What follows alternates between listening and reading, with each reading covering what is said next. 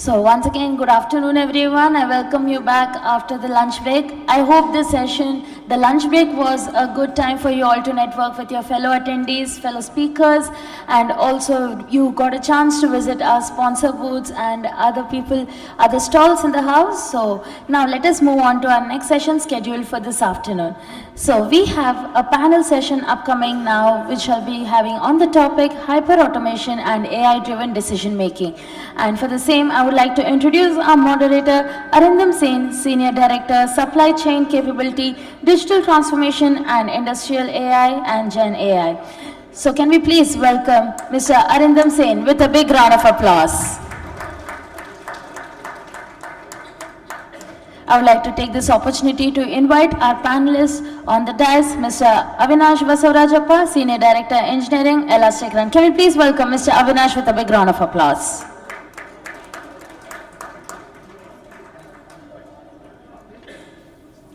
Ms. Shweta Sampath, Director, GSC Services Transformation, Schneider Electric. Let's welcome Ms. Shweta with a round of applause.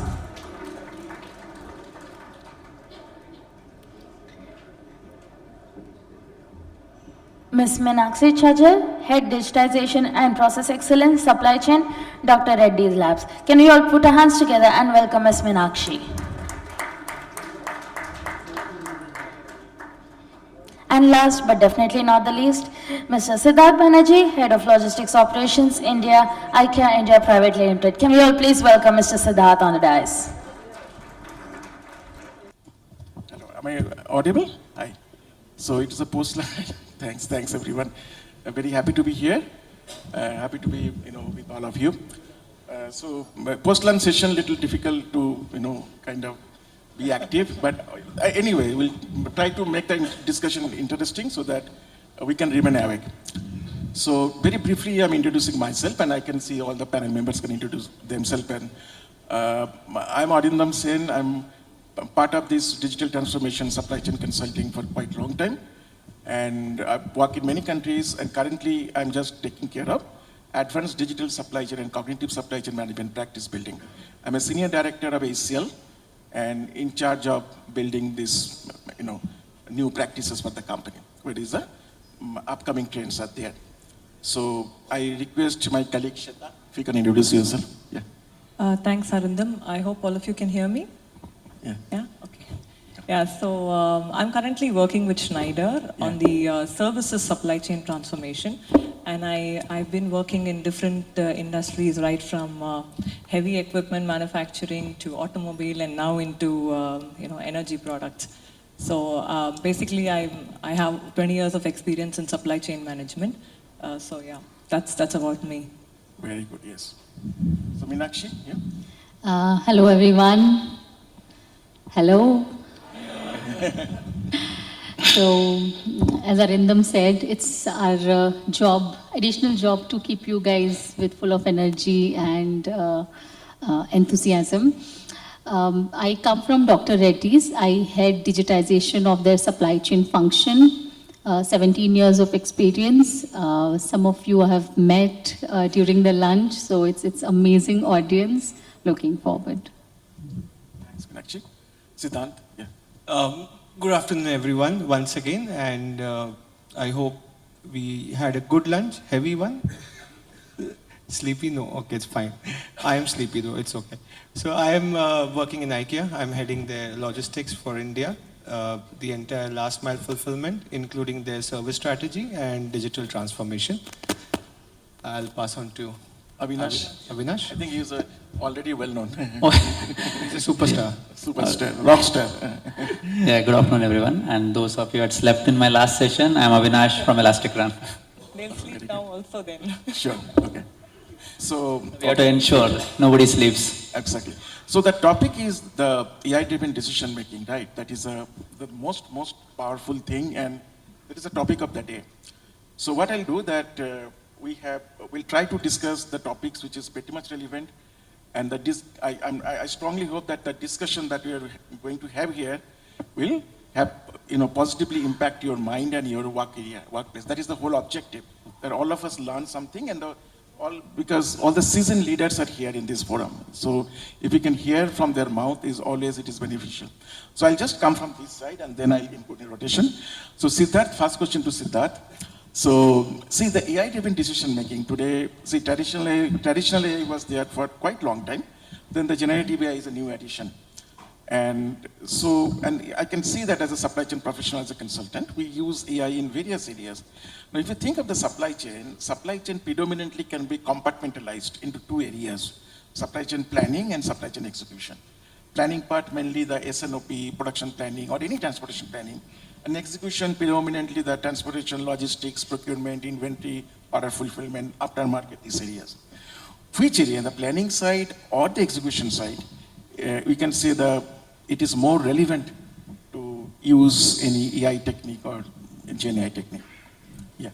Thank you, Arindam, for shooting that question to me. And number one, so interesting. But it's a very relevant question, and I would say it's very important. It's 50-50 from both ends. Because if your planning is not good, you cannot execute. Your execution is good without a planning, then what's the point of that execution? I would say planning does 90% of your work.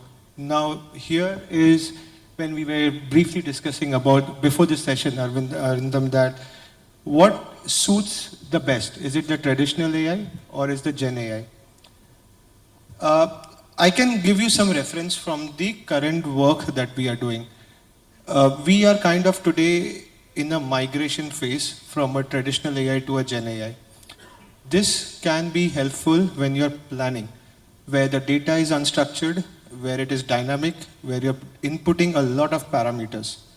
But when we talk about the execution, when we talk about route planning, when we talk about capacity planning, we talk about load sequencing, it has to work on traditional AI because the data needs to be very structured. Today, if let's say I'm doing 400 orders a day from one of my stores in Hyderabad, if I do not define what kind of a volumetric factor it is, what kind of a weight it is, what's the cut of a parcel or a truckload, what's my high density pin codes, the system will not throw in the right information for me to do the execution planning. If this data is unstructured, it will be very problematic for me. Then I will end up burning a lot of cost and a lot of inefficiency into the supply chain. So Arindam, answering your question, yes, the Gen AI works fantastic when we talk about planning, strategizing. Very good. But then when it comes about execution, I would say the traditional AI plays a very crucial role. Absolutely. Good answer. See, I'm sharing my experience. I think thanks, Siddharth, for this right answer. See, even we are adopting Gen AI, we cannot discard traditional AI. Because, see, I'm telling one thing, because Gen AI is good, but when it comes to any mathematical calculation or any kind of mathematical interpretation, I can see that traditional AI is still much better. Gen AI is for the tech. Gen AI is a multi-purpose AI, serves many purposes, but still when the number things are coming, some predictions, some mathematics, all the time it's traditional AI. Okay? So probably we can put in this way that two brother, AI and Gen AI, that is my interpretation, from my personal experience. So one brother AI is very good in mathematics, but relatively better in English. And Gen AI is very, very good in English and relatively better in mathematics. Kind of this way. Mathematical things still we are depending on AI heavily. Okay? So that is the thing. Okay, now I'll go to Meenakshi madam. Meenakshi madam, because you are part of Dr. Reddy's laboratory, right? Very reputable pharma company in our country. So mention one or two very compelling use cases that you have solved through traditional AI or Gen AI, anything, right? That you have applied AI and Gen AI to solve some business problem at Dr. Reddy's. Any side of the supply chain, be it the procurement, logistics, planning, any side. I think I touched upon some of the use cases during my keynote address this morning, and many of you have reached out to deconstruct that. So it might be a repetition for some of you who I have been talking with. Thank you for question, Arindam. I love talking about use cases and implementation, which is very much surviving the test of time. Now, test of time could be different for different people. For me, if in today's world, any application of AI or automation survives 3 to 5 years without any big invasive change, it's a success. Of course, if I look back, there are solutions which have survived 7 to 10 years, and that's the pride I carry. So, what are the solutions which are surviving 3 to 5 years at least? More is definitely merrier. One is stat forecasting, which I spoke about. And even without this Gen AI or AI revolution, we were always using statistics for demand forecasting. Yes. Of course, the compute power is more, data availability is more, ML algorithms have come in, reinforcement learning, feedback loops. These are the sophistication which has taken it to the next level. Yeah. It's making it easier. It's making it non-statistics scholars to adopt demand forecasting. So that is why it's helping. So it is definitely pre-AI era, then era, AI era has given it a boost. And what Gen AI is helping in stat forecasting area, demand forecasting area, is to convert why the forecast has changed from last month, last quarter, year on year. What are the top reasons? That's the natural language conversation a demand planner or a supply planner can do. So there is a Gen AI capability use case there. Have we cracked it? Not yet. Is there a potential? Very much.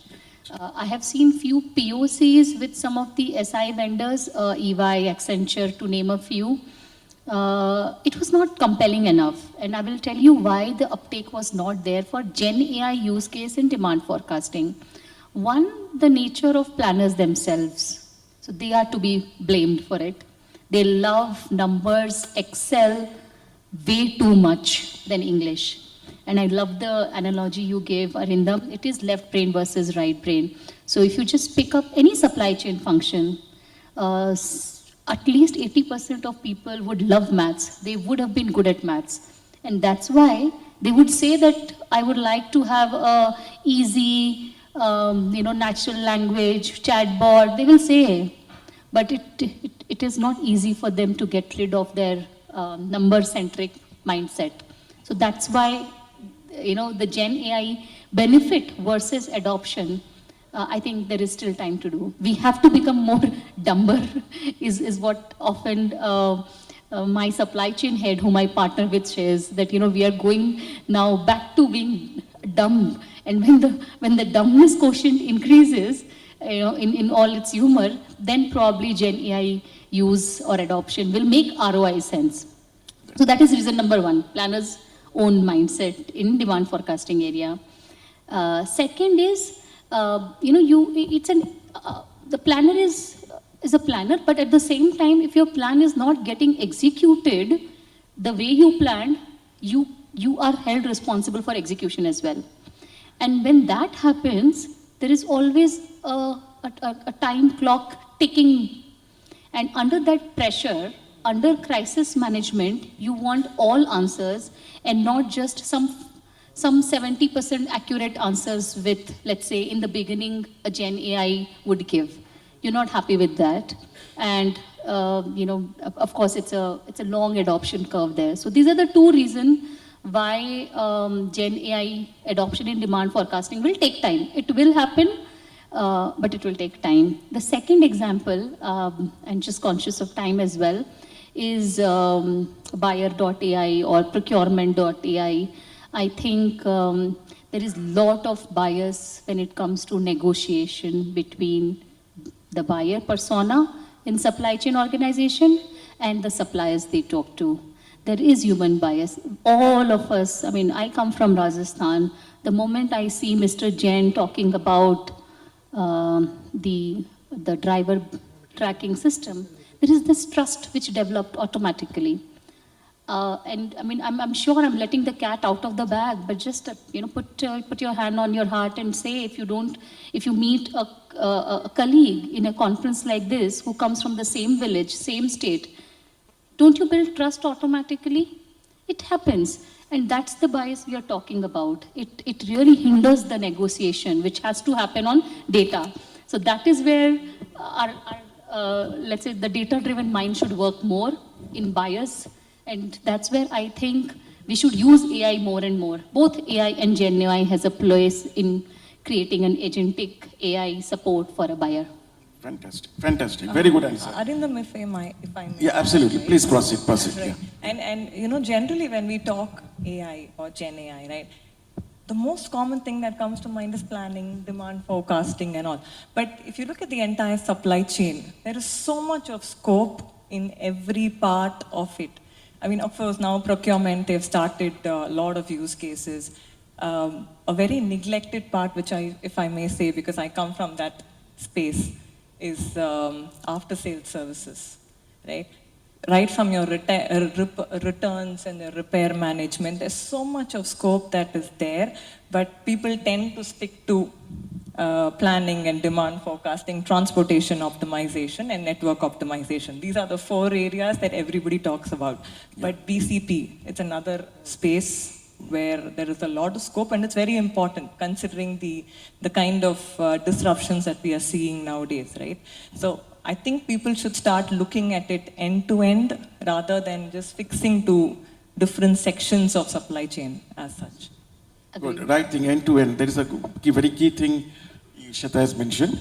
So Meenakshi, thanks for your comprehensive answer. So Shweta, I think she is now in charge of aftermarket business for Schneider Electric. So an aftermarket is, kind of, for supply chain, everyone understand S&OP, transportation, procurement, inventory, all that thing, right? Aftermarket is also part of supply chain and services area. And many companies use aftermarket as a very strong revenue generation engine.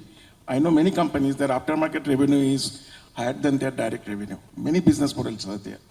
So and I personally work in aftermarket area for some time. So one question to Shweta, what AI and GenAI application use cases you can think of aftermarket, and little bit of its benefits that you can think of? Yeah.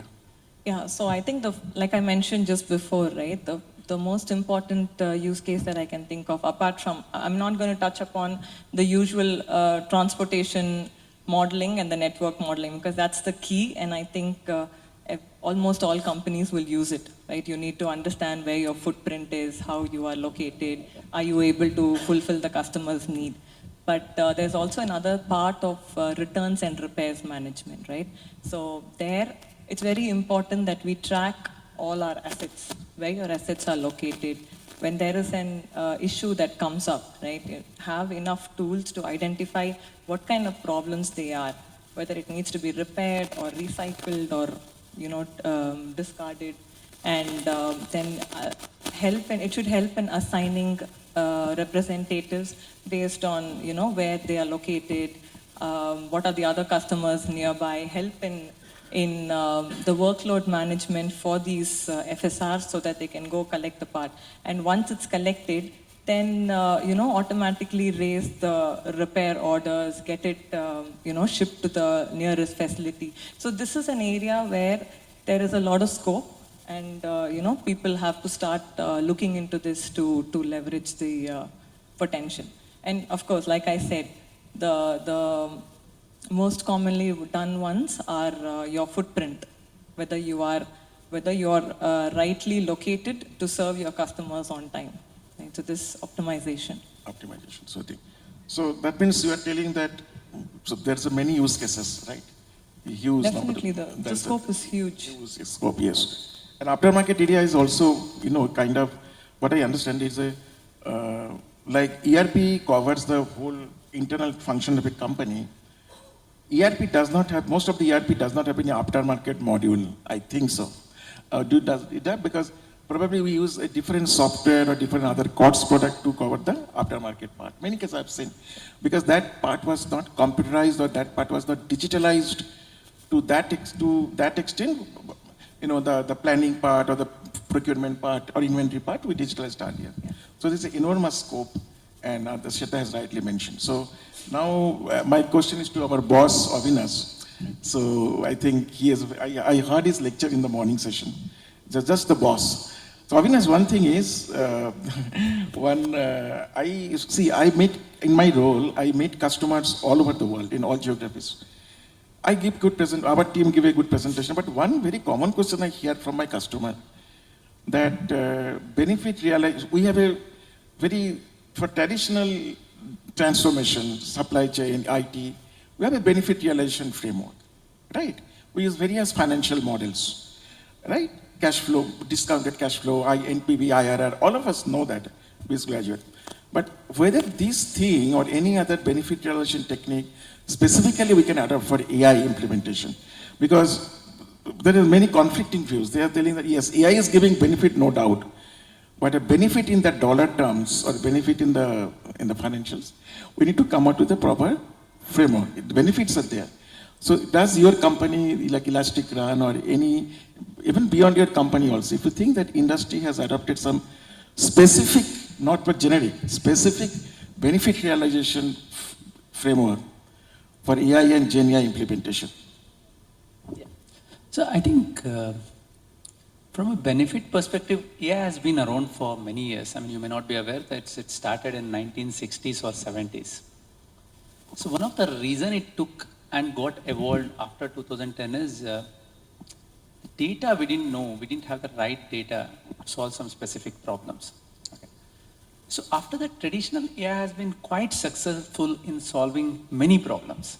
And let's talk about autonomous car.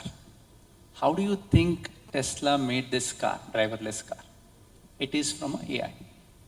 So it just captured all of the data, good drivers, bad drivers, reinforcement learning, everything. What about the AlphaGo program? How did it learn? How did it become the champion? I think this was 2014. I think that's where. So it made some of the moves. It was believed that the human, I don't know, I've never played that game. Humans could never think that intelligently and do it. Right? Those are some of the other very valid real life benefits. It's coming to my company, I think every stage of supply chain, from forecasting. So if you're forecasting a FMCG, how do you really make and keep learning through the reinforcement learning and get better at predictions? Right now, I do not think there is a statistical and heuristic way you can forecast beyond a couple of dimensions. So if you look at our forecasting model, what we have, it has 60 plus parameters just for FMCG. And if you go to the agri products or you go to the electric companies, it's going to add a lot more attributes. Right? It may have to take the weather data and all of those things. And there is no other alternative solution exists just to answer that. So it's a very short one. From that to route planning engine. So how many of you use Google Maps? So that's an AI. Right? Do you think without Google Maps, would you be able to, especially in Bangalore? I mean, I have to rely on the route from last 25 years every day. And interestingly, every week it keeps changing. So, or unfortunately also, the way we are growing. So that is also there. Yeah, it's a continuous learning. So I think, yeah, so continuous learning and reinforcement learning, it keeps doing that. And this is one. From a Gen AI examples, see, most of the low-hanging use cases in your cases, chats, conversational chats. Right? And she's very right in saying that it cannot replace the human interactions. But however, mundane stuffs like sending a PO, getting an acknowledgement, having some basic conversations and getting some input and feedback from the customers, suppliers, all of those things, it does it well. So it reduces significant work and people have to just focus on the relationships and other aspects. And we have it from supplier relationship to our gig workforce, that as well. So one of the biggest challenge, I was talking slightly in the supply chain world, in the tech event last week. So top e-commerce company players, so I didn't want to name them, a couple of them said, the biggest bottleneck for now to launch a product, fashion product in their portal, do you know what it is? Getting an influencer video.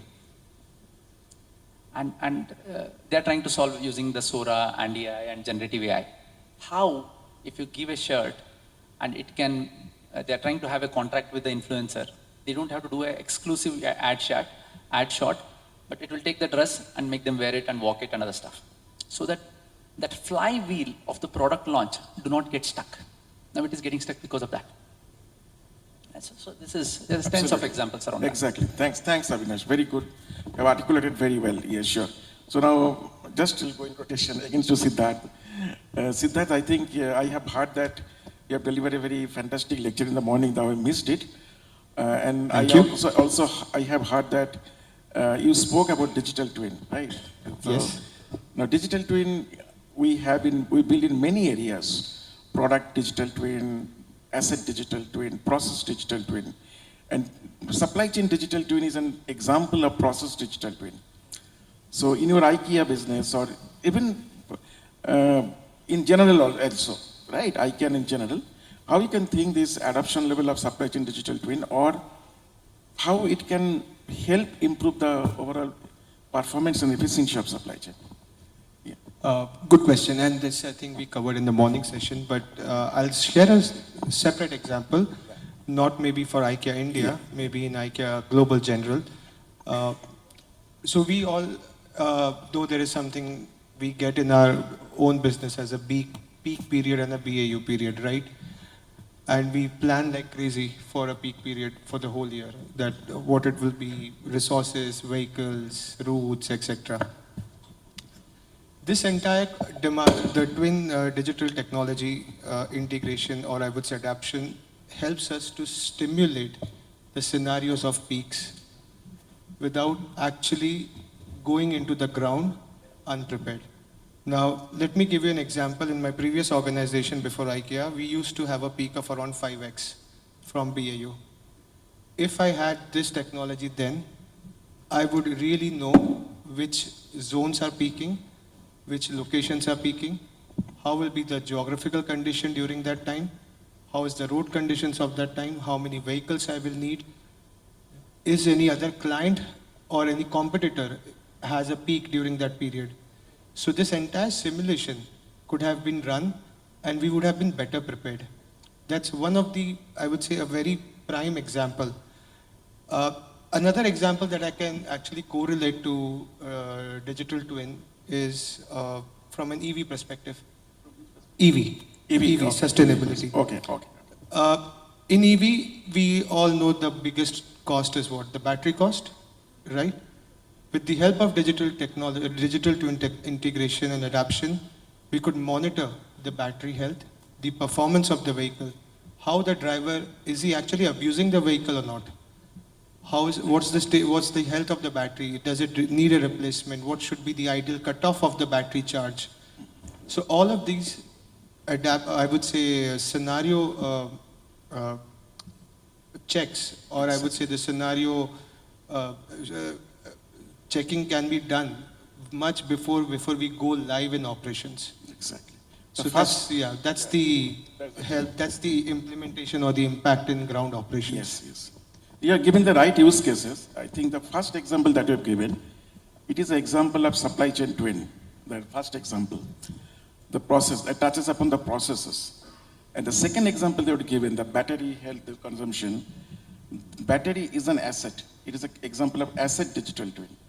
And we use various digital twin platforms. Nowadays, what happened? All the hyperscaler with IGO, AWS, GCP, and there are many niche players also have all their DT platform, right? And people, various kind of DT we can develop, and they're API driven and IoT driven.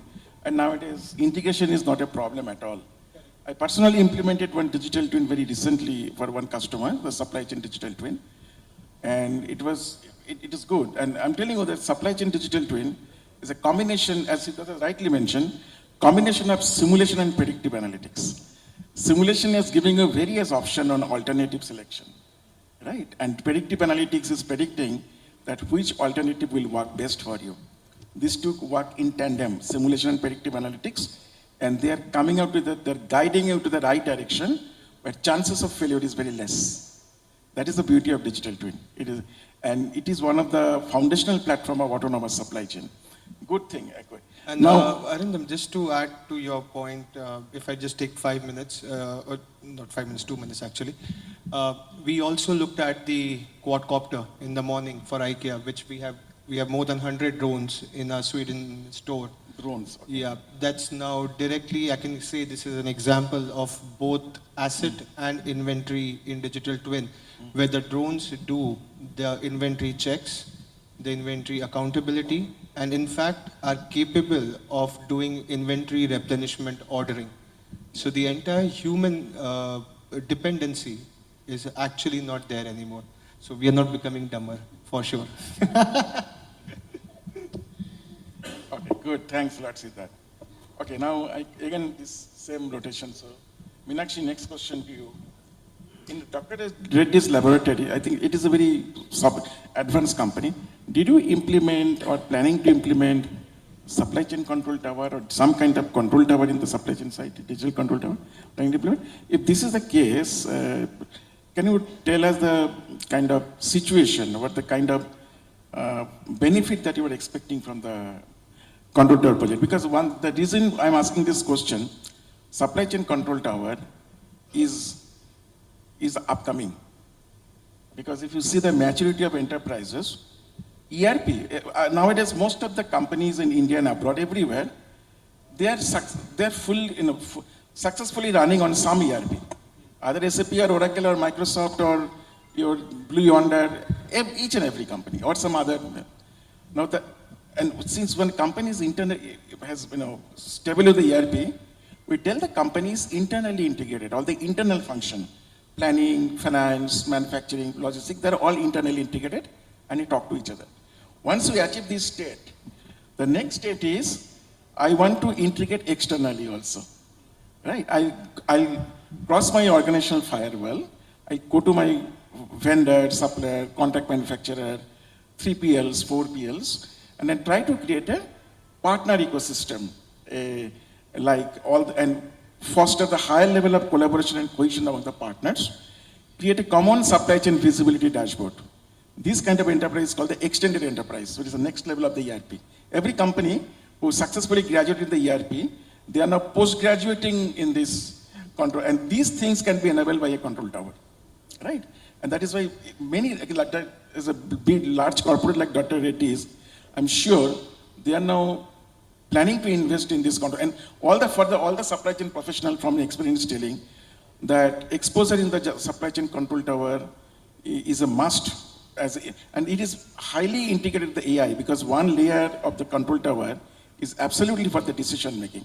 Because when you integrate multiple partners, what you do, either through APIs or IoT, we collect data, store in a data lake, and when you have huge access of data from OEM data and the partner data, I can leverage those data very easily for my predictive analytics purpose or prescriptive analytics purpose for the decision making. So AI and digital control tower go hand in hand, right? So I'm just telling this thing because I thought that I should share my experience. And out of that, some few products I'm telling that Blue Yonder has a beautiful product called Luminate Control Tower. SAP has their own control tower. We have E2 Open, GT Nexus, all these control tower product are kind of doing wonders all over the world, right? So just sharing my knowledge with all of you. Now I'll work to my colleague Meenakshi, that in the Dr. Reddy's laboratory perspective, how she is now envisaging this scenario. Yeah. Thanks, Arindam. And I see a great professor in you. I'm not sure about the audience. I am learning just sitting next to you as well. The way you are articulating is beautiful. So yes, we are quite mature in having supply chain control towers in place. And I'll just continue building on his point. So if you look supply chain, procurement, planning, customer service, plants, warehouses, and logistics, right? Each one of these sub-function has its own control tower. And when we say control tower, what does it mean? It is a set of KPIs which I use to monitor the performance within the four walls. That's a sub-function or a functional control tower. So of course you can have strategic KPIs, operational KPIs, but I have it at one place to make the sense of data. And I look at those KPIs, and let me take forecast accuracy, forecast bias, cost of poor execution. I'm sure different terms are used. Copay is what in Dr. Reddy's we use, yield, OE when it comes to plants, then savings rate. We know it all. I think I'll also share some of the design principles when it comes to control tower, if you have not, or if you are just embarking upon that journey. So one thing is, to build on his point, you have sub-function control towers. Then the design principle is, first have these KPIs automated for a sub-function. Yes, the interconnectivity between function is important, but within a function, if you are not adopted, those interconnection is not going to help. It's money wasted, in my experience, both from Unilever as well as Dr. Reddy's perspective. So that's the first step of the journey. The zero step of the journey is to get the data. So you have process digitization done through, let's say, Kinaxis of the world. You have the right data going into the data lake. Then you build those functional towers. When you build those functional towers, you build room by room, side by side.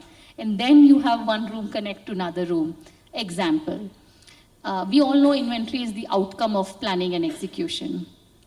And then as a supply chain professional, you all try to get the best out of optimizing cost, service, and cash cost service, right? That's the triangle which we all juggle with. If you look at OTIF improvement in silos, and you can always improve your OTIF building heaps of inventory. If you just look at control tower, which let's say a planner is typically using, without seeing the inventory numbers together at a depot level, at a product level, will not make sense, because is your customer really ready to pay for 99% accuracy or 99% service? No, as a customer, I'm happy with 95% of OTIF. But why are you as a supply chain professional, messing up your inventory to give me 99% OTIF? I'm not ready to pay for the delta between 95 and 99% OTIF. So when we have these control towers, it poses a question that we go after service, we go after OTIF as, let's say, the Uber metric, but we don't want to improve. In many places, in both Unilever and Dr. Reddy's, I've seen, in some of the mature markets, we don't want to go from 97% OTIF to 99% OTIF. When we saw these control towers connected together. Another example, we always want lead time to improve from our suppliers. No, I don't want it. When we saw the connected data sets, that when my lead time is decreasing, again my inventory problem is increasing because my forecast fidelity is poor. So I join forecast fidelity with RMPM, the raw material packaging material inventory metrics, and I link it with the lead time I'm negotiating. And when you connect, it all makes sense that, I've been foolish. So I think that's the power of interconnecting those control towers. And then on top of the stack sits the digital twinning, which has simulation plus what if analytics and whatnot. Yes, and then absolutely. the GenAI stack. Very good. Well articulated. I think very well articulated. That is the thing. First is as Meenakshi rightly mentioned, we need to work with partners. Then, see, every control tower, I'm telling you for the simplicity, every control tower has 3 layers. Keep it in mind. The layer 1 is the data extraction and integration. It is a pure technical work where you work with APIs when you extract the system data. We go for IoT, even try to extract the device data. And that is a partner like procurement, your 3PL. Even in my supplier's premise, how the purchase order is being processed. I placed a purchase order to a supplier. Supplier is manufacturing for me, right?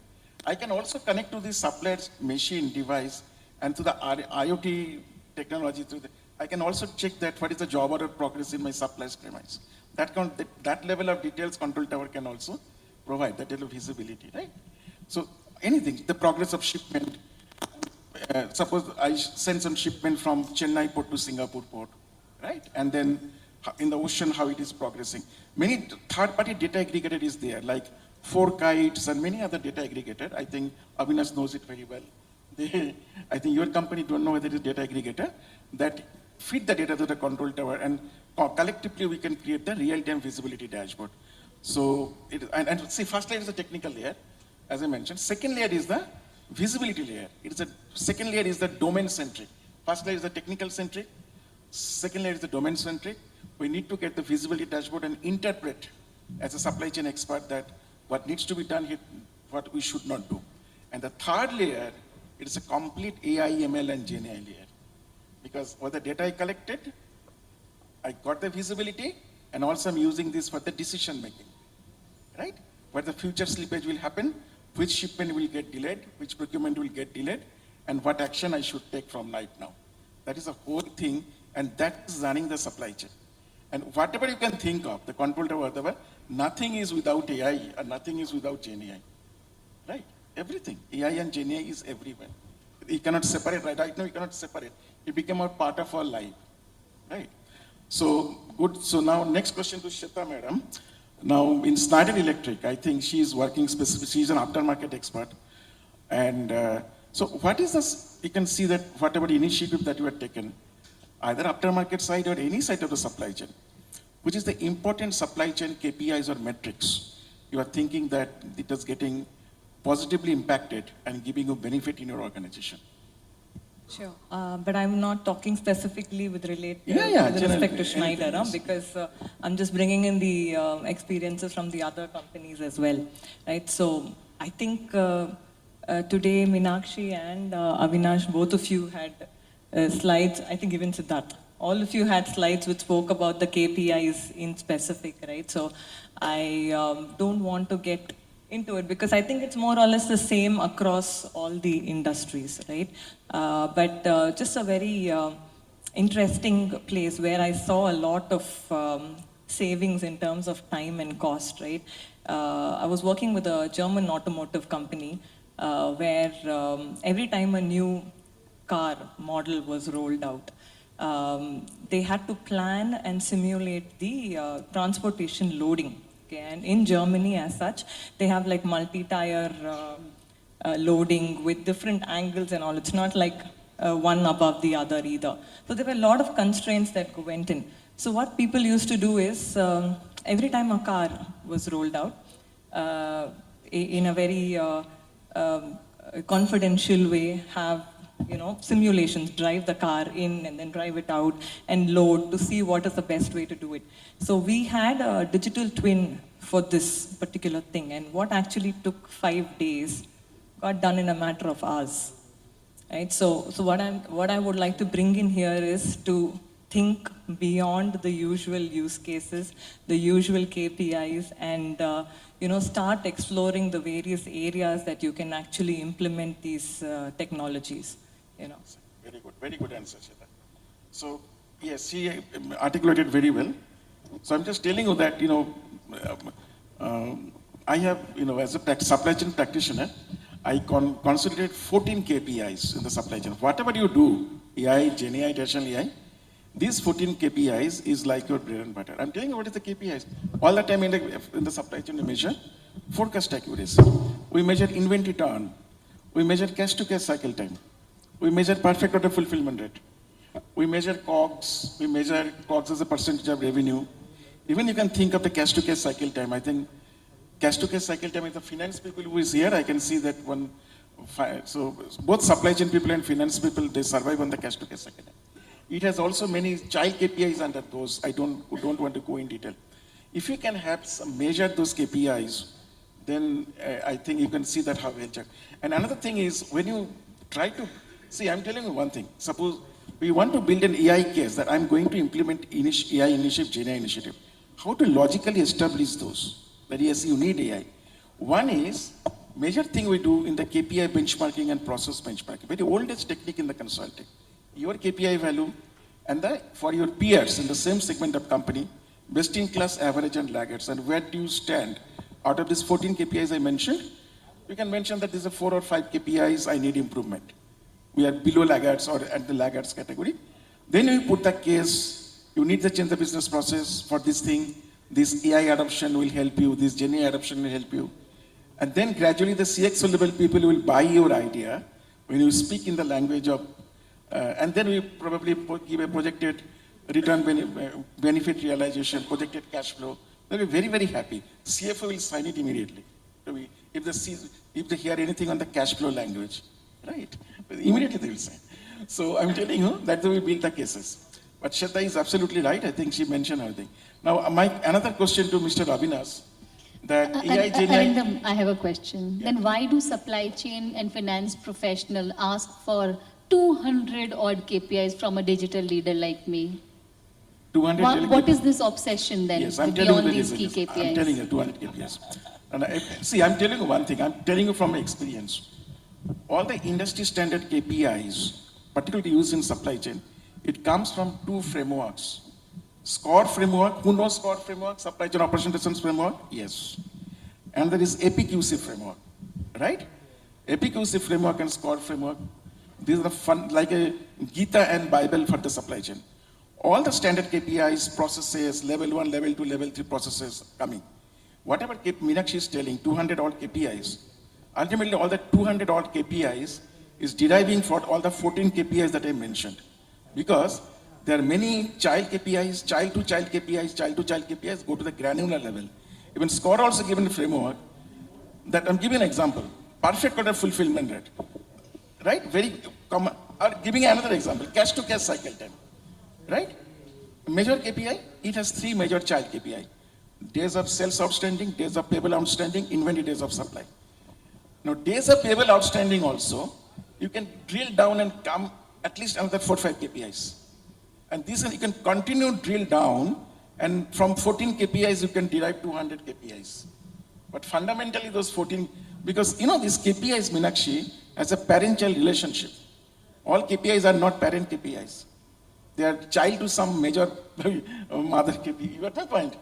So that is why 200. So just read, say, download the SCORE. It is a freely downloadable. Download the SCORE framework from Google.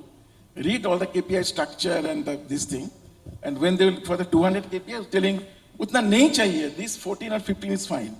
I can measure and run my business on this. That's it. Make life simple, not complicated. Thank you. Okay. So, one question to Abhinav's boss. See, AI and GenAI, lot of things we have discussed, lot of things we know about AI, GenAI. Now, about the agentic AI that is coming up. So, and you are a supply chain expert, so or your company, or even beyond your company also, any use case do you think that in the supply chain can be resolved very easily by agentic AI? Arindam sir keeps telling me boss and ask me difficult questions. Yeah, see, I think what is agentic AI, right? If I have to really give you in a very dumb way. So, Gen AI is a more a generative answer. It doesn't give you specific output. If you ask how much India is going to buy an umbrella in next 1 year, it will give you more or less right answer. But if you ask where Arindam sir is going to buy an umbrella in next 1 year, it is more likely to give a wrong answer. So specificity, as he rightly said, it's like a maths wrong and this. So how do you build more intelligent to it? The beauty about Gen AI is, there is, if you guys are not one-shot prompting, zero-shot prompting, it's basically you keep rephrasing and refining the prompt. It keeps giving better answers. Now it is impossible programmatically or human way to keep doing it. So there are agents gets defined, which is like a pseudo player, which will give a task of its own and then starts chatting with this large language model. Now coming back to answering his question, what are the use cases we can do? Pretty much everything your team is doing in supply chain, except where the hardware is involved, it can be done by the agents. Now, for example, sourcing, we have talked about it. I've given the umbrella examples. You can do the warehouse also, fault measurement. So you have to define the workflow. Right? What is that person, sourcing team does from day 1 of the month to day 30th? Then can you create a sourcing agent? So if you have to create the agent, it starts with people mapping, then trying to define the workflow steps and see how much of the Gen AI can do. Can you really put a task and outcome for it? I want to understand, for example, a sourcing manager is there. He has to source 2 warehouses, 10 SKUs from 5 suppliers. So you multiply it because each of the warehouse could be of different locations, lead time will be different, cost will be different. So he needs to start planning 1 month before which task he has to take up. So you make an agent and create these things and get it do, and you can make it as a human in loop. It will just ask, today I'm going to do these are the priority tasks. I'm going to send a PO to all these guys in WhatsApp, followed up by if he doesn't give me a response, I'm going to call. This is what the agent will do. If the call also he will not respond, I will send you the alert. So this is how you define the agentic framework. So pretty much every human being which is there. So only challenge is irony of it, I'll tell you. 10 years back, we thought all of the hardware things will be automated faster, right? Veros, robotic arms and other things. And the humans and creative work will be automated, intelligent will be later. Now at this stand, we are ahead. In fact, the programming is the one most automated now. And most of us write 40 to 50% code using AI, right? And the robotic is taking little more time. So everything intellectually can be done through the agent, we can do it. We can define the outcome for it. It will use the LLM, keep chatting, trying to get the outcome of it. So it works beautifully and wonderfully. It has its own loopholes. So loopholes in the times of, if you have an API token for 4.5 is very expensive, GPT. It's a very intelligent model, right? So it's almost like a 50 times more expensive than 4O model, for example. So you make a task, that sourcing guy, you go and analyze all the internet data and get the best sourcing partner from these guys and also compare with the market data. It may keep prompting and keep chatting for 2-3 hours to get the best results. And then you will get a bill on the next day of all the API calls. So these are some of the initial drawbacks which are there. Excellent. I think, see, agentic, agentic is an area that we are all of us exploring, right? To a certain extent, we got maturity in AI and GenAI. So, agent, and Avinash has rightly mentioned and touched upon some use cases. So, so good. I think we had a very good discussion. It is I hope that it was able to keep you awake in the post-lunch session with a lot of. So, if this is the. So, can you conclude? No, we can conclude. Yeah. Sure. Thanks, everyone. Thank Thanks, you, thank you, thank you. Thank you, everyone. Thanks a lot, all the moderator and the panelists over here. Can we please hear it out for them once again with a big round of applause? I now request Mr. Avinash Basavarajappa, the Senior Director in Elastic Run, to felicitate Mr. Arindam Sen, Senior Director in HCL Tech. Can you please hear it out for Mr. Arindam?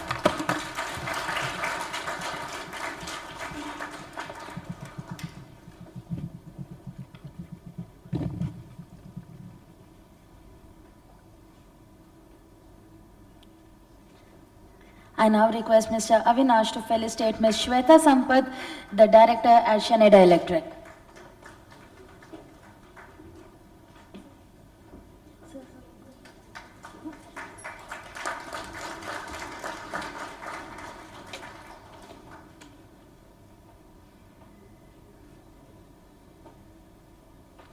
I now request the moderator and the panelists to please pose for a group picture. Can we please hear it out for our amazing moderator, Mr. Arindam, and our panelists, Mr. Avinash, Ms. Shweta, Ms. Meenakshi, and Mr. Siddharth.